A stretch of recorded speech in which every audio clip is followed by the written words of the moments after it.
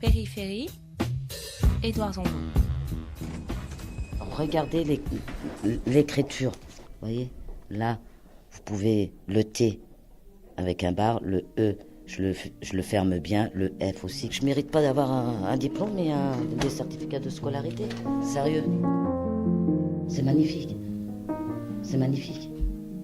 J'ai l'impression de... Je me croyais incapable. Je vous assure, je croyais que j'étais incapable de faire tout ça. Et maintenant, je sais écrire, je sais lire. Il y a la seule chose où maintenant qu'il faut que j'apprenne, c'est comprendre les lettres. Comme ça, je ne suis pas obligé de rembourser, par exemple, une dette parce que je ne sais pas su comprendre. Je n'ai pas su me défendre. Et voilà. Savoir lire et écrire, pour vous, c'est un moyen de vous défendre? Ah oui. Ah bah oui. J'ai l'impression, au moins, qu'on me comprend. Vous avez donc vécu 50 ans sans qu'on vous comprenne? Voilà. J'ai vécu dans la honte. Voilà. En gros, c'est la honte. En gros, à cause de cet illettrisme, vous vous êtes fait humilier beaucoup de fois dans votre vie? Je me suis fait humilier tout le temps. Tout le temps. Toute ma vie, ça a été ça.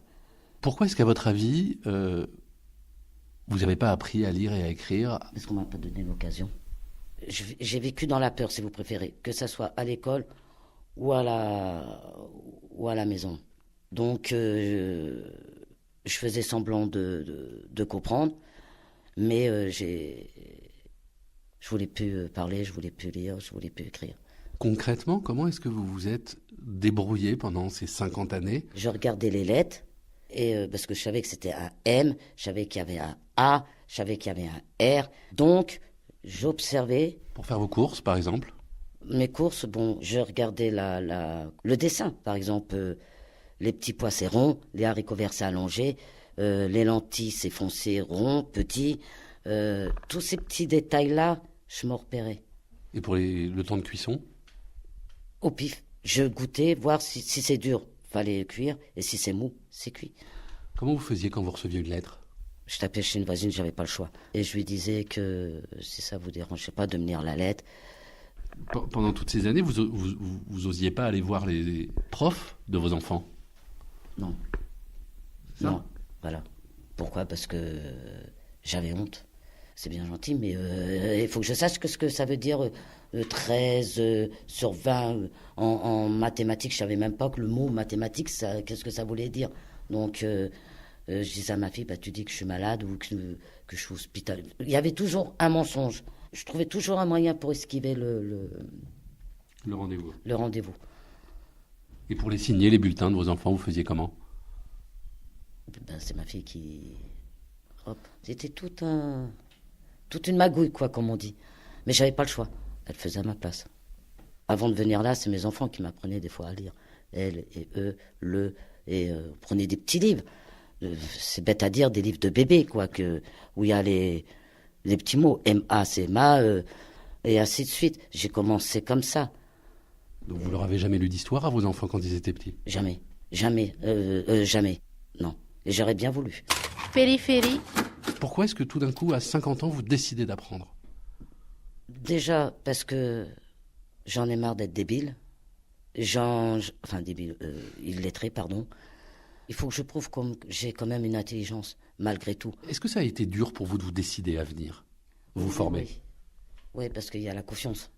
On peut vous trahir, on peut vous dire, non, ça va pas, votre cerveau n'est pas bien, ou vous n'avez pas les capacités pour... Vous êtes venu ici, vous avez fait demi-tour une fois, vous avez hésité? J'ai fait demi-tour. Et après, je me suis dit, c'est peut-être ma chance, ou jamais, de découvrir des choses, donc il faudra que j'aille. Et c'est là que je suis allé, parce que c'est ma chance. Et la preuve... Vous vous souvenez du premier jour ici? Ah ouais, je me vois dans le bureau d'Elsa, avec ma feuille, où il y avait des pommes ou des bananes, combien il y a de pommes ou combien de bananes, combien il y a de tickets pour le trajet du métro. Bon, là, j'ai calé. Mais elle m'a pas jugé. On est passé à l'autre page d'à côté. C'est ça qui est bien. Elle m'a pas rabaissé. Elle m'a mis tout de suite en confiance. Vous avez travaillé pendant toutes ces années-là. Il n'y a jamais eu une société qui vous a proposé de faire de la formation, par exemple? Jamais. Là, aujourd'hui, vous diriez que ça sert à quoi de savoir lire et écrire? Beaucoup. Beaucoup. Parce que là, je peux répondre. Parce que je sais lire, je peux répondre. Et ça m'a fait du bien. C'est comme si que vous ouvrez une porte d'un seul coup. C'est magnifique. Est-ce que vous avez déjà lu des choses pour le plaisir de les lire? Je lis maintenant, je lis. J'ai lu Jamais sans ma fille, j'ai lu pas mal de choses.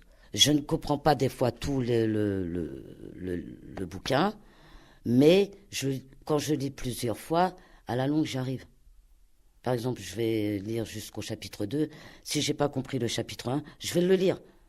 Et j'ai pas honte de prendre un dictionnaire. Par exemple, si je comprends pas apocalypse, admettons, ben, je vais chercher dans le dictionnaire le mot apocalypse. Et là, je vais... C'est pour ça que lire, je suis content. Je suis fier. J'ai plus honte maintenant.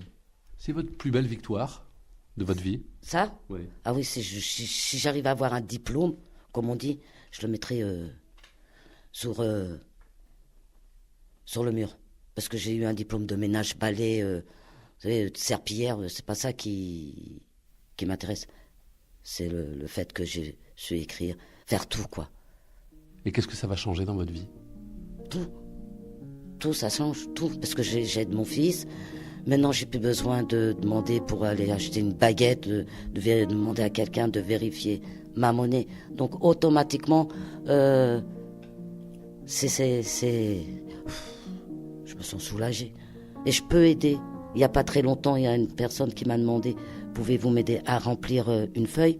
J'étais fière. Parce que je savais écrire et aider la personne qui était à côté de moi. J'ai aidé une autre personne à écrire. Et je suis fière. Franchement, je suis heureuse. Je suis fière. À 52 ans, je suis fière.